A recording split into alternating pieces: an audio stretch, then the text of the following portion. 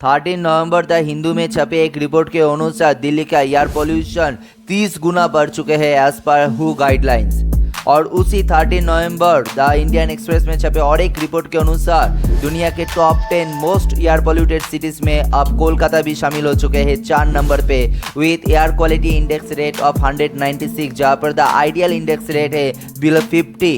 2022 के 18 मई को बीबीसी में छपे एक रिपोर्ट के अनुसार लैंसेट स्टडी में देखा गया है कि सिर्फ 2019 में ही 2.3 मिलियन लोगों की मौत हो चुके हैं यही एयर पोल्यूशन की वजह से। अब हर साल क्यों दिवाली के समय ही ये एयर पोल्यूशन को लेकर इतना बातें होते हैं और इस लेवल ऑफ एयर पोल्यूशन के लिए क्या सिर्फ दिवाली ही जिम्मेदार है और ये लेवल ऑफ एयर पोल्यूशन कितना चिंताजनक है हम सभी के लिए और कैसे हम सभी लोग प्री मैच्योर डेथ की तरफ आगे बढ़ रहे हैं, इस सब कुछ आज इस वीडियो पर जानने की कोशिश करेंगे। इसलिए वीडियो को एंड तक जरूर देखिए और जिन लोगों ने अभी तक इस चैनल को सब्सक्राइब नहीं किया है जल्द से जल्द इस चैनल को सब्सक्राइब कर दीजिए और साइड में जो बेल आइकन है उसको भी क्लिक कर दीजिए ताकि इस चैनल पर कुछ भी अपलोड करने पर उसका नोटिफिकेशन जल्द से जल्द आप लोगों तक पहुंच जाए। It's only 7 a.m. in the morning, but even through this mask, the air already smells burnt and it tastes metallic. Now, if I was to stand here for an hour or longer, I would most definitely have a headache. Pollution isn't just an ugly sight. It's responsible for more than 6 million premature deaths every year. Children, the elderly, minorities, and low-income communities are most vulnerable to environmental health effects. That is how the fossil fuel industry works. क्योंकि fire crackers को इस level of air pollution के लिए जिम्मेदार ठहराए जाते हैं तो फिर एक झलक इस फायर क्रैकर्स के हिस्ट्री के ऊपर थोड़ा डालते हैं। ये माना जाता है कि तकरीबन 200 बीसी में चाइना में फर्स्ट फायर क्रैकर्स का आविष्कार किए गए थे। उस समय बारूद का यूज नहीं किया जाता था बल्कि बांस के टुकड़े को गर्म किए जाते थे और वो बहुत गर्म होने पर जोर जोर से फटने लगते थे। चाइना में इसको बाउजू या फिर एक्सप्लोडेड बैम्बू के नाम से जाना जाता था और बाद में गन पाउडर के आविष्कार के साथ साथ इन सभी बैम्बू पीसेस के अंदर वही गन पाउडर डाल के इसको बस्ट किए जाते थे। चाइनीज कल्चर में ये सभी फायर क्रैकर्स का यूज किए जाते थे शत्रु को डराने के लिए और इविल स्पिरिट्स को भगाने के लिए। और इंडिया में फायर क्रैकर्स का इस्तेमाल 1400 CE के बाद से शुरू होते हैं जब वॉरफेयर में गन पाउडर का इस्तेमाल होना शुरू होते हैं। लेकिन ये फायर क्रैकर्स इतना हानिकारक क्यों होते हैं? यार में काफ़ी सारे पार्टिकल्स होते हैं और जिसका क्वालिटी उसके डायमीटर से नापा जाता है। कोई भी पार्टिकल अगर 10 माइक्रोन्स और उससे कम होते हैं तो फिर वो इनहेलेबल होते हैं और उसको इनहेल करने पर लंग्स को काफ़ी हद तक नुकसान पहुंचते हैं। सभी फायर क्रैकर्स को बस्ट करने पर high concentration of fine particles यानी कि PM 2.5 रिलीज होते हैं और ये PM 2.5 क्रिएट होते हैं with chemical reaction of nitrogen oxide, sulphur dioxide, organic carbon और एमोनिया से। फायर क्रैकर्स बस्ट करने पर एक dense cloud of smoke create होते हैं जो कि हाईली एसिडिक होते हैं और डायरेक्टली आपके रेस्पिरेटरी सिस्टम को हीट करके सीवियर लंग्स डिजीज या फिर कार्डियोवास्कुलर डिजीज क्रिएट कर सकते हैं। पुणे के द चेस्ट रिसर्च फाउंडेशन के एक रिपोर्ट के माने तो सिर्फ 2 मिनट तक जलाने पर ही एक फुलझड़ी से ही 10,390 माइक्रोग्राम्स पर cubic metre of ultra fine particulate matter release होते हैं और एक चक्री 5 मिनट तक जलाने पर 9,490 माइक्रोग्राम्स पर cubic metre of fine particle release होते हैं। PSRI institute of pulmonary critical care and sleep medicine के चेयरपर्सन डॉक्टर GC खिलनानी जो कि वर्ल्ड हेल्थ ऑर्गेनाइजेशन के ग्लोबल एयर पोल्यूशन के टेक्निकल एडवाइजरी बोर्ड का भी मेंबर है, कहते हैं कि सिर्फ एक फायर क्रैकर से निकला हुआ गैस एक सिगरेट के कंपैरिजन में 40 से 400 गुना तक पॉइजनस और हार्मफुल होते हैं और ये हमारे बॉडी के इम्यून सिस्टम को काफी हद तक वीक कर देते हैं।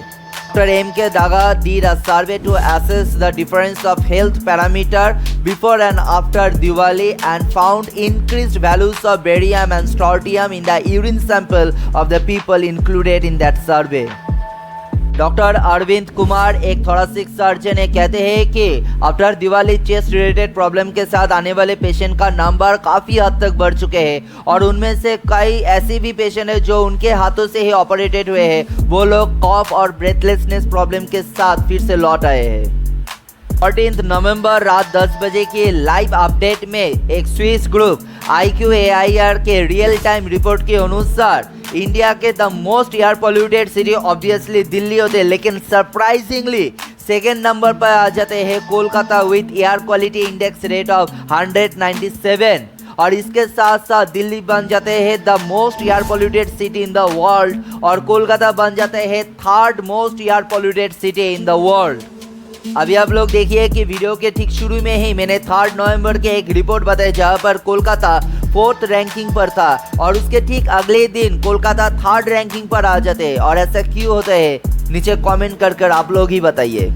7 नवंबर सुप्रीम कोर्ट में जस्टिस एएस बोपन्ना और एमएम सुंदरेश के बेंच ने यूजिंग ऑफ फायर क्रैकर्स को बैन कर दिया और साथ ही साथ ये भी क्लैरिफाई किए जाते हैं कि ये बैन सिर्फ और सिर्फ दिल्ली एनसीआर के लिए नहीं बल्कि पूरी देश के लिए एप्लीकेबल है। हालांकि यहाँ पर all sorts of fire crackers को बैन नहीं किया गया है बल्कि उन फायर क्रैकर्स को बैन किया गया है जहाँ पर बेरियम और अदर प्रोहिबिटेड कंपाउंड यूज किए जाते हैं।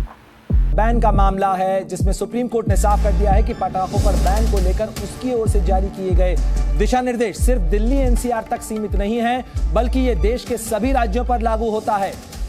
लेकिन एंड में यही क्वेश्चन आते हैं कि despite of this ban why still firecrackers are being used across this country at this huge amount. इसके जवाब में एक बीजेपी लीडर ये कहते हैं कि banning firecrackers will hurt Hindu sentiments और साथ ही साथ ये भी कहते हैं कि it will cause huge economic loss.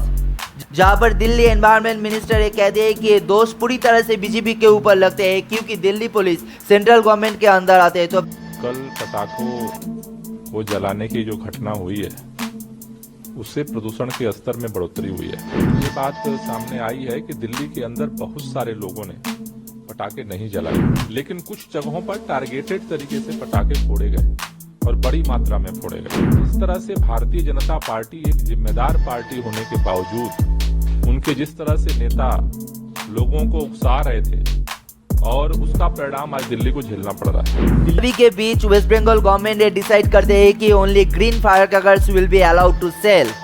लेकिन इसका ग्राउंड रियलिटी क्या है आप लोग ही कमेंट करके नीचे बताइए।